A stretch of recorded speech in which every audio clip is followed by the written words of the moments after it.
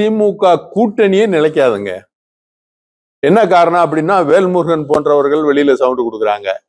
அதே மாதிரி விடுதலை சிறுத்தைகள் கட்சிகளும் உள்ள புலப்பலத்து போய் தான் இருக்கு. அவரும் எந்த நிலையிலையும் மாறலாம்.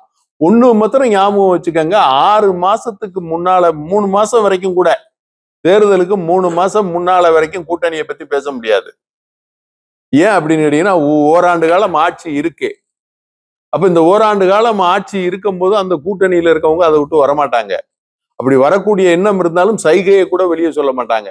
அதனால 3 மாசங்களுக்கு முன்னால உங்களுக்கு தெரியும், கண்டிப்பாக பெரிய மாற்றம்.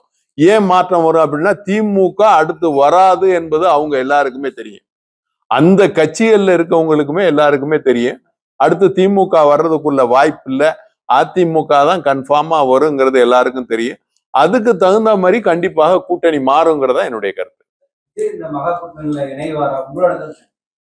என்னுடைய கருத்து, அவர் எந்த கூட்டணியில இணையல அப்படின்னா, நான் பாக்குறது இன்னும் ஒரு படி மேல போய் பார்க்கணும்னு சொன்னாக்க, இந்த மாதிரி நடிகர்களை பார்க்கும்போது விஜயகாந்த் அவர்களை விட இவர் பெரிய பப்ளிக்ல பெரிய இதா உள்ளவராக எனக்கு தெரியல.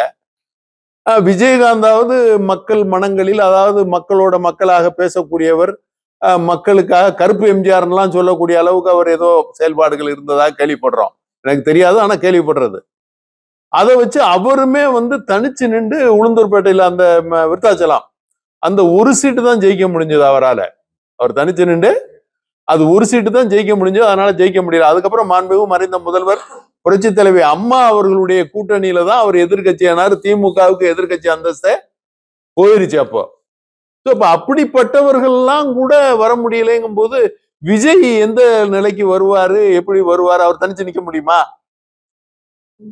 தனிச்சு நின்று ஜெயிக்க முடியுமா அவரால? சரி, அவர் எதை சொல்லி ஓட்டு கேட்பாரு? அவர் என்ன செஞ்சிருக்காரு, எதை சொல்லி ஓட்டு கேட்பாரு? கண்டிப்பா முடியாது. இப்ப நான் உங்களுக்கு ஒண்ணு சொல்றேன், அதிமுகவுக்கு இருக்கிற கட்டமைப்பு மத்த எந்த கட்சிக்கு நீங்க இருக்குன்னு நினைக்கிறீங்க? இப்ப நீங்க ஒரு கிராமத்துக்கு போனாலும் ஒரு குடிசை வீட்டுல அதிமுகவுடைய கொடியை ஏற்றி அதிமுகவுடைய விசுவாசி அங்க இருப்பான். இன்னொன்னு, அதிமுக என்பது 30 ஆண்டுகளுக்கு மேல ஆட்சியில இருந்த ஒரு கட்சி. அது மூலமாக ஆட்சியில இருந்து பதவியில இருந்தவங்களே பல லட்சம் பேர் இருக்காங்க. அதாவது தொண்டர்களை விட்டுருங்க, அந்த கட்சியினுடைய பதவிகள்ல ஊராட்சி மன்ற தலைவராக, நகராட்சி மன்ற தலைவராக, கிராம பஞ்சாயத்து தலைவர்களாக இருந்தவங்களே பல லட்சம் பேர் இருக்காங்க. அந்த கட்சி மூலமாக தன்னுடைய வாழ்க்கையை உயர்த்தி கொண்டவர்கள். நான் ஓப்பனாவே உங்களுக்கு சொல்றேன்.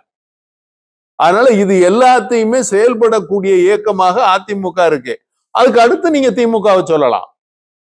அப்படி இருக்கையில இப்ப விஜய் எங்க இதுல எந்த இடத்துல டாலி ஆகிறாரு?